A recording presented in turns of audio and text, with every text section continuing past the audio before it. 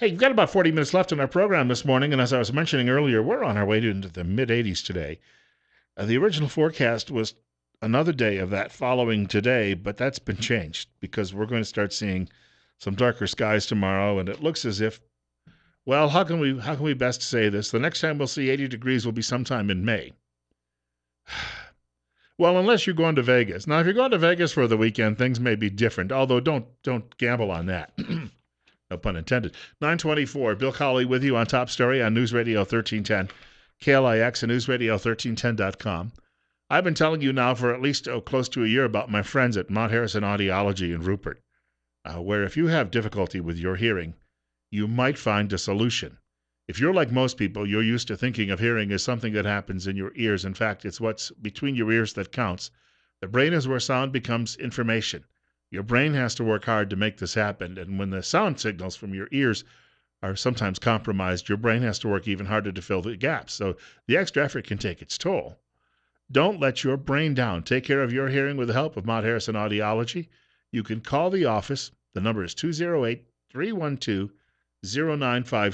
And of course, you can go online at mountharrisonaudiology.com. So here we are in that Earth Day stretch of April. Was it yesterday? Who cares, right? I mean, you're thinking, I didn't celebrate it. I'm not knocking it, but I don't celebrate Kwanzaa. So when people talk about it sometimes, well, I guess not much in Idaho.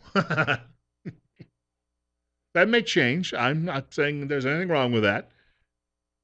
I'm not celebrating it, never will, but I have no idea when it is. I mean, I know it's sort of somewhere near Christmas and New Year's. And I had that same feeling about Earth Day. I know it's somewhere between, April 12th and April 25th. How the green energy bullies drive poverty. Since we're in that neighborhood this week of Earth Day, at least I'll mention a couple of things about it. Washington Times. Monica Crowley is writing this. She used to work, did you know that, for Richard Nixon? Yeah. And you're thinking she can't be that old. No, she was working for Nixon in his last years. Back in the early 1990s. He passed away, 1994. He was 81 years old. She writes, the latest move is the climate agreement reached in Paris last December, which will become effective on Earth Day, April 22. Is that today? I don't know. I think it's tomorrow.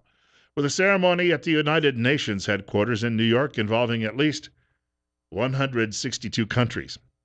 The agreement's cheerleaders reveal its true objective, global wealth redistribution. What they argue about is that it's about reducing worldwide poverty.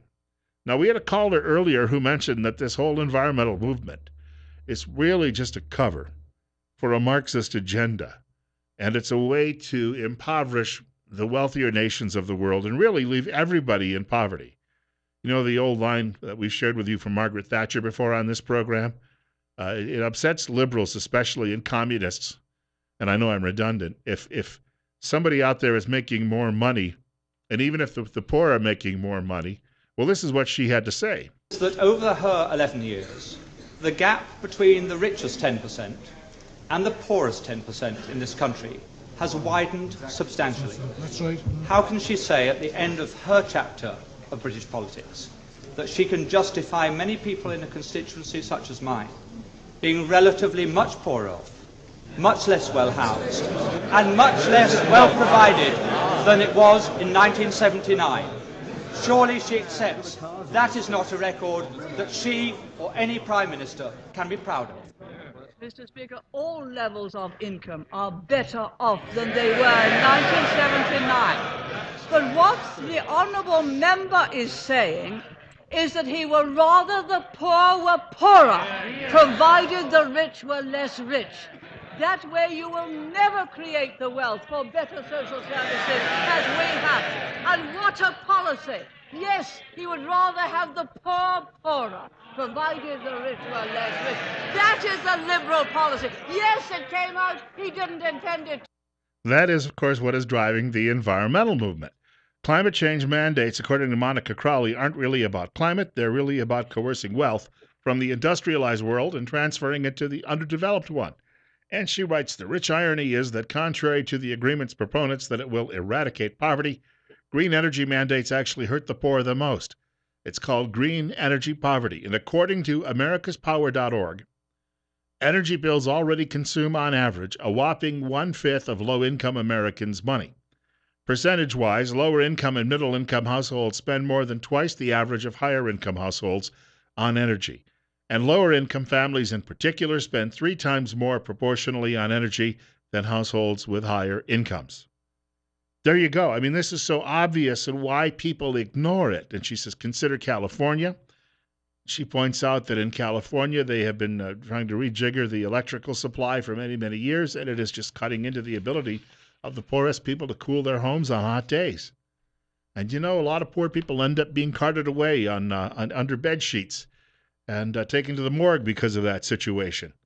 And then you're the government say, well, I'll tell you what, we'll give you some assistance for cooling and heating. And my wife, Michelle, will personally deliver it. And then you'll all be fine. I'll just take it from your neighbor and give it to you. Again, you wouldn't have to redistribute any of that if you weren't redistributing all of this economic poverty in the first place. 9:30, Bill Colley with you on Top Story. The energy stories get worse. The EPA is being chided by some members of the Senate and the House in Washington for its failure to address a mine disaster that took place not too far away from us just the past summer. Details on the way. Since we're on this topic of environmentalism and the dangers it poses to your actual future, I guess that's the best way to put that. 9:34, Bill Colley with you on Top Story on News Radio 1310 KLIX and newsradio1310.com. Just a couple of paragraphs today from the Daily Caller, and then if you've got a thought or two on all of this, please feel free to share it. Environmental Protection Agency Administrator Gina McCarthy, she and I share the same barber, is skipping a Senate hearing on how her agency polluted the Navajo Nation's drinking water and is instead staying in Washington for events mostly unrelated to the environment on Earth Day. The Senate Committee on Indian Affairs is convening a hearing in Phoenix Friday to address Navajo criticism of how the EPA responded after the Gold King mine incident, where the agency, the writer says, spilled 880,000 pounds, that's nearly a million if you're counting, of toxic metals, including arsenic and lead, into the Animas River in August 2015. But McCarthy won't be there. On Earth Day of all days, the head of the EPA owes it to the people who live along the river to be at our hearing, committee chairman John Barrasso told the Daily Caller News Foundation. Now, Barrasso, of course, is a Dr. Barrasso. He knows a little bit about the health effects that this will have on people. If you didn't know this, Dr. Barrasso and our friend Dr. Jonathan Tripp are old colleagues from way back, and John Barrasso is a U.S. Senator from neighboring Wyoming. But he's explaining that this hearing is highly important and that there are a lot of people. Now, the EPA's excuse is, oh, there has been these toxic things leaking out of these mines for years. It's already in the water, and you're already guzzling it and eating it. And really? Yeah, but if it's bad in Flint, Michigan, then why isn't it bad on the Navajo Nation? Well, because we're Democrats, you see, and we can make those mistakes, but we're blaming the Republicans in Michigan, so Michigan's bad, Navajo Nation good.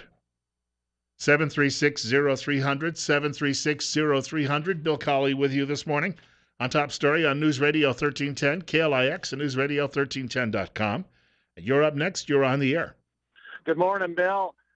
Hey, I work for the government, and I can tell you how inefficient they are. Whenever they screw up, they go to, we don't have enough people. We need more people, more money.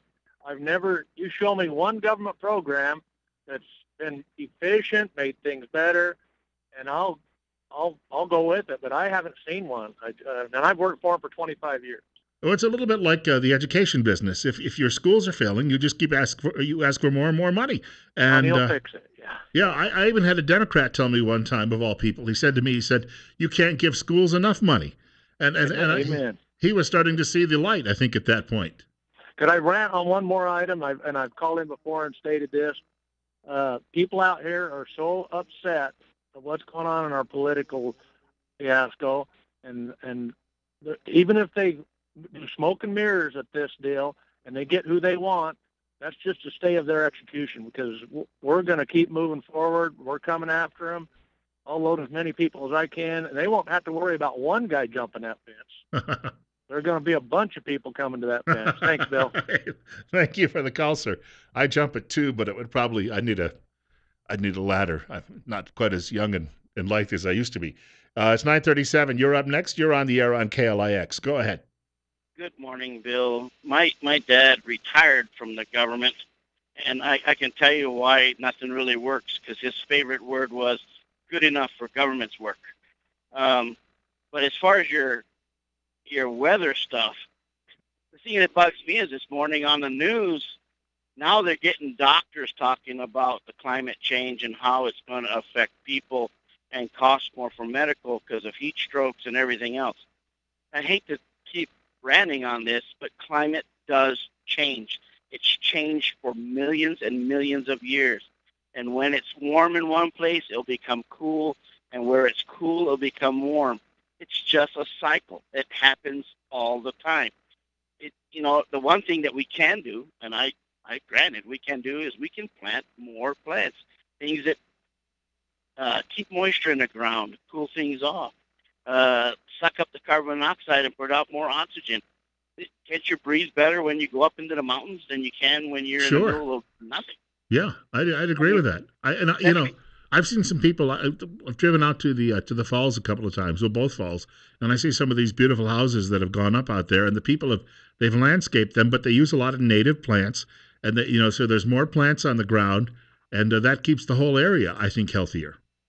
Yeah, it does, but that's common sense.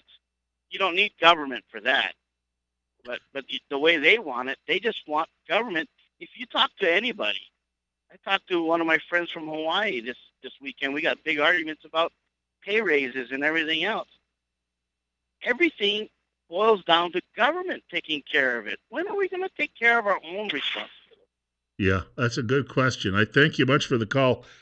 That's, those college students we heard in the last hour of the program, they've been raised to think otherwise. I just was reading today a great column from Daniel Hanninger in the Wall Street Journal, where he was talking about Bernie Sanders, and he said what Sanders' appeal really is, especially to young people. He said, I don't think it's about a free lunch. He said, I really don't think that many people are socialists. But Hanninger said in his column, he said this. He said, they've seen all of these promises made where we just keep throwing money at big cities, and the big cities continue to fail, and schools continue to fail. He said what they really are begging for, and it's no different with people who are supporting Trump over in the Republican Party, they want accountability because they're not getting it. What a concept. And yet the political class just keeps whistling past the graveyard. 20 minutes away from 10 o'clock. Bill Colley with you on Top Story on News Radio 1310. KLIX and NewsRadio1310.com. 56 on our way up past 80 today.